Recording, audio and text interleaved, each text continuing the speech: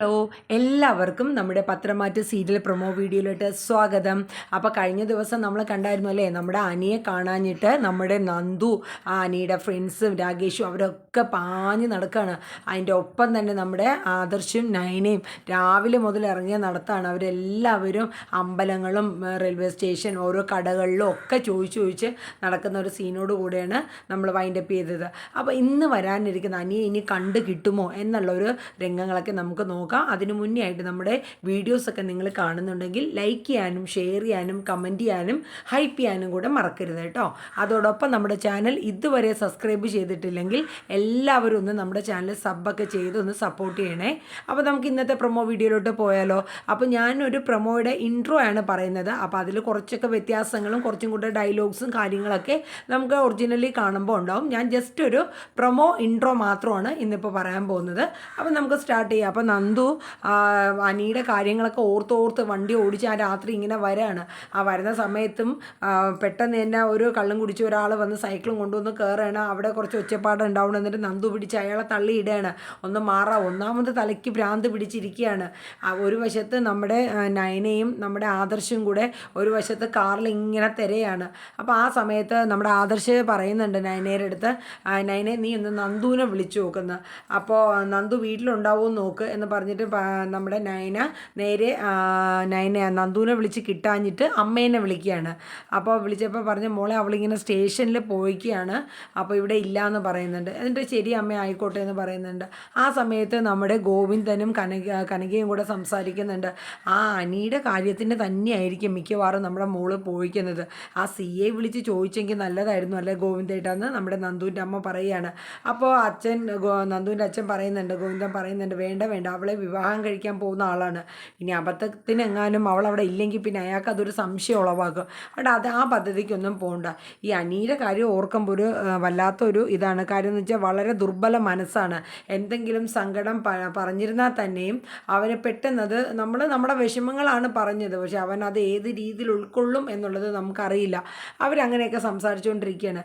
ആ സമയത്ത് നമ്മുടെ അനിയുടെ ഫ്രണ്ട്സ് രണ്ടുപേര് രാകേഷും മറ്റേ ആളും കൂടെ എല്ലായിടവും തിരയാണ്.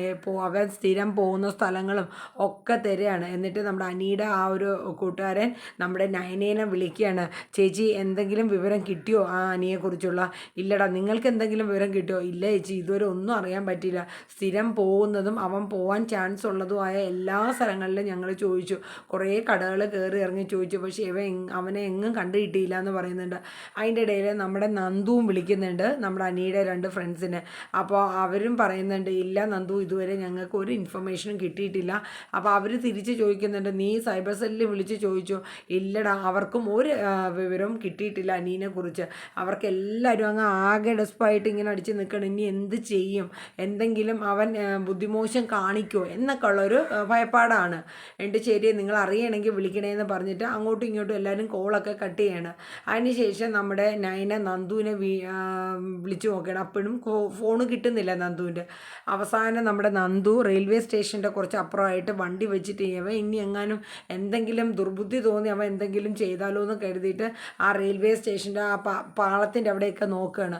അവൾ കുറേ നടന്ന് റെയിൽവേ പാളത്തിൻ്റെ അതിൽ വരുമ്പോൾ അവിടെ അങ്ങനെ നടന്ന് വിട്ട് അങ്ങ് പോവാണ് ആൾ. അവളത് കണ്ടത് ഞെട്ടാണ്. കാരണം ട്രെയിൻ അവിടുന്ന് ദൂരെ നിന്ന് റെഡ് സിഗ്നൽ ഇട്ട് വരുന്നുണ്ട്. അപ്പോൾ തന്നെ നന്ദു ഇവിടെ കിടന്ന് അനീന്ന് വിളിക്കണം ഒച്ചത്തിൽ. അപ്പം അവൻ ആദ്യമൊന്നും കേട്ടില്ല. പിന്നീട് തിരിഞ്ഞു നോക്കുമ്പോൾ നന്ദുവാണ്. അവൻ അവളെ കാണുമ്പോൾ അവൻ മുന്നോട്ട് വീണ്ടും ഓടും. അപ്പോഴേക്കും ട്രെയിനിങ് എത്താറാവണു. നന്ദു അതനുസരിച്ച് ആഞ്ഞു പിടിച്ച് ഓടി അവനെ ആ ട്രാക്കിൽ നിന്ന് മാറ്റി ഇപ്പുറത്തെ ട്രാക്കിലോട്ട് മറിച്ച് പിടിച്ചിടുകയാണ്.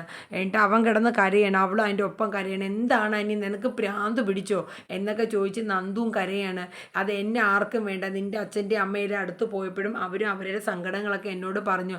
ഞാൻ പിന്നെ ആർക്ക് വേണ്ടിയിട്ടാണ് ജീവിക്കുന്നത്, എന്നെ മനസ്സിലാക്കാൻ എൻ്റെ വീട്ടുകാരും ഇല്ല, ഞാൻ സ്നേഹിക്കുന്ന പെണ്ണുമില്ല എന്നൊക്കെ പറഞ്ഞ് അനി ഒരുപാട് സെൻറ്റി ആവുകയാണ്. നന്ദു ഒരേ ഒരു കരച്ചിലാണ്, നീ നഷ്ടപ്പെട്ട പിന്നെ എനിക്ക് ആരാടാ ഉള്ളത്? നിനക്ക് വേണ്ടിയിട്ടല്ലേ ഞാൻ ജീവിക്കുന്നത്. നീ നിൻ്റെ അച്ഛനും അമ്മയും സങ്കടപ്പെടുത്തുമോ? അതൊന്നും എനിക്കറിയില്ല. ഞാൻ ജീവിക്കണമെങ്കിൽ നിൻ്റെ ഒപ്പം, മരിക്കുകയാണെങ്കിലും നിൻ്റെ ഒപ്പം. നീ തീരുമാനിക്കുക. അടുത്ത ട്രെയിൻ ഇനിയും വരും, നമുക്ക് ഒരുമിച്ച് മരിക്കാം, അപ്പോൾ പിന്നെ പ്രശ്നങ്ങളെല്ലാം തീരുമല്ലോ എന്നിങ്ങനെ നമ്മുടെ നന്ദു പറഞ്ഞുകൊണ്ട് നിലവിളിക്കുകയാണ്. അപ്പോൾ എനിക്ക് ആകെ എന്തോ പോലെ ആവുകയാണ്. കാര്യം അവൾ ഇതുവരെ ഇങ്ങനെ ഇവർ തമ്മിൽ ഇഷ്ടമാണെങ്കിലും അങ്ങനെ തുറന്ന് നമ്മുടെ നന്ദു അനിയുടെ അടുത്ത് അങ്ങനെ സമ്മതിച്ചിട്ടില്ല. പറ്റിയിട്ടില്ല. അപ്പോൾ അവളെല്ലാം സങ്കടത്തോടു കൂടെ തന്നെ എല്ലാം അനിയുടെ അടുക്ക പറയാണ്, എടാ എനിക്ക് നീ ഇല്ലാണ്ട് പറ്റുമോ, നീ ഈ ദുർബുദ്ധി കാണിച്ചു കഴിഞ്ഞാൽ ഞാൻ എൻ്റെ വീടും വിട്ട് എൻ്റെ ജോലി ഉപേക്ഷിച്ച് ചിലപ്പോൾ ഞാൻ നീ ചെയ്ത അതേ ആ ഒരു ഇത് തന്നെ ഞാനും ചെയ്യും. എന്തിനാടാ നമ്മുടെ ലൈഫ് കളയണേ, നമുക്ക് കുറച്ചും കൂടെ സാവകാശം പെട്ട് കഴിഞ്ഞാൽ നമുക്ക് ഇവരെയൊക്കെ സമ്മതത്തോടു കൂടെ തന്നെ നമ്മുടെ വിവാഹം നടത്താം. നീ കുറച്ച് സമയം കൂടെ താട്ടെ എനിക്ക്. ഇവിടെ പ്രേമിച്ച് നടക്കുന്നിടത്ത് അത്രയും സുഖം നമുക്ക് ഈ കല്യാണം കഴിഞ്ഞാലൊന്നും കിട്ടില്ല. അങ്ങനെ ഓരോന്ന് പറഞ്ഞ് നമ്മുടെ അനിയുടെ മനസ്സൊക്കെ മാറ്റി രണ്ടുപേരും കൂടെ സംസാരിച്ച് ഒരു പാർക്കിൻ്റെ അവിടെ പോയി ഇരിക്കുകയാണ്. എന്നിട്ട് കുറേ നേരം അങ്ങോട്ടും ഇങ്ങോട്ടും സ്നേഹത്തോടെ അവർ ഒരുമിച്ചിരിക്കുകയും കെട്ടിപ്പിടിക്കുകയും കുറേ കാര്യങ്ങൾ മനസ്സ് തുറന്ന് പറയണം. അപ്പോൾ എനിക്കൊരു സമാധാനം. അപ്പോൾ അനി പറയുന്നുണ്ട്, ഞാൻ എന്താണോ ആഗ്രഹിച്ചത് അതാണ് ഇപ്പം നിൻ്റെ വായിൽ നിന്നും എനിക്ക് കേൾക്കാൻ പറ്റിയെന്നൊക്കെ പറഞ്ഞ് അവർ നല്ല സന്തോഷത്തോടെ സങ്കടവും പെടുന്നു, അതിൻ്റെ ഇടയിൽ സ്നേഹം പ്രകടിപ്പിക്കുന്നു. ആ ഒരു സീനാണ്. അതിൻ്റെ ഇടയിൽ നമ്മുടെ നൈന എപ്പോഴോ നന്ദുവിനെ വിളിക്കുന്നു. അപ്പോൾ കോള് കിട്ടുകയാണ്. അപ്പോൾ എന്തേ ചേച്ചി എന്ന് പറയുന്നുണ്ട്. അപ്പോൾ മോളെ നീ എവിടെയാണ്? ഞാൻ സ്റ്റേഷനിലുണ്ട്. നമ്മുടെ അനിയെക്കുറിച്ച് ഒരു വിവരവും കിട്ടിയിട്ടില്ല, നീ അവൻ്റെ ഫ്രണ്ട്സിനെ വിളിച്ചായിരുന്നോ എന്നൊക്കെ ചോദിക്കുന്നുണ്ട്. അപ്പോൾ നീ എത്രയും പെട്ടെന്ന്, ഞങ്ങളും തിരക്കാണ്, നീ എത്രയും പെട്ടെന്ന് നോക്കണേ മോളെ, ഇത്രയും നേരമായി, അതുകൊണ്ടാണ്. ഞാൻ വിളിക്കാം നന്ദു, നൈനേച്ചി, ഞാൻ തിരക്കിക്കോളാം എന്നൊക്കെ പറഞ്ഞിട്ട് നമ്മുടെ നന്ദു ഫോൺ വെക്കണം. എന്നിട്ട് നന്ദു അനിക്കിട്ട് 2 ഇടി കൊടുക്കണം. അവരൊക്കെ കിടന്ന് ടെൻഷൻ അടിക്കണം. അപ്പോൾ നമുക്ക് പോകാമെന്ന് പറഞ്ഞിട്ട് പിന്നെ അവർ എണീക്കാൻ പോകണം. അപ്പോൾ അനി പറഞ്ഞു, എടി കുറച്ച് നേരം കൂടെ ഇരിക്കാം. വേണ്ട വാ നമുക്ക് പോകാമെന്ന് പറഞ്ഞ് അവർ രണ്ടുപേരും കൂടെ അവിടെ നിന്ന് എഴുന്നേറ്റ് നേരെ അനിയുടെ ബൈക്കിൽ കയറി അവർ രണ്ടുപേരും കൂടെ പോവാണ്.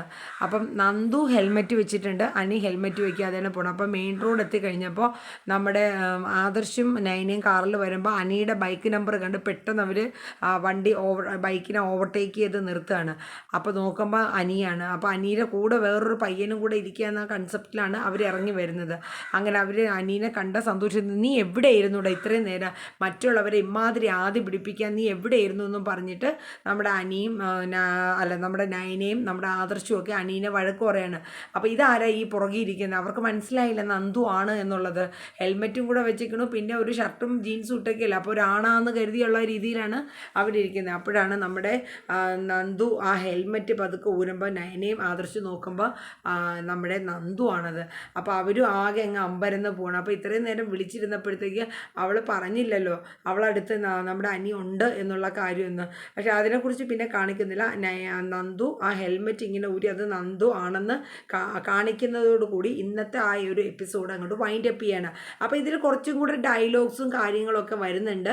അപ്പോൾ നമ്മുടെ ഒരു ഇൻട്രോ പ്രൊമോ മാത്രമാണ് ഞാൻ ഇന്ന് പറഞ്ഞത്. അപ്പോൾ എല്ലാവർക്കും നമ്മുടെ പ്രൊമോ വീഡിയോ ഇഷ്ടമായി കാണുമെന്ന് കരുതുന്നു.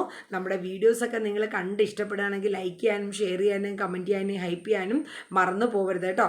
ഒപ്പം തന്നെ ഇതുവരെയും ചാനൽ സബ്സ്ക്രൈബ് ചെയ്തിട്ടില്ലെങ്കിൽ ദയവായിട്ട് എല്ലാവരും നമ്മുടെ ചാനലൊക്കെ ഒന്ന് സബ്സ്ക്രൈബ് ചെയ്ത് ആ ബെൽ ബട്ടൺ ഓൾ എന്നൊരു ഓപ്ഷനൊക്കെ കൊടുക്കുക. അപ്പോൾ അടുത്തൊരു പ്രൊമോ വീഡിയോയുമായി നമുക്ക് അടുത്ത ദിവസം കാണാം. അതുവരയ്ക്കും ta-ta, bye bye, take care.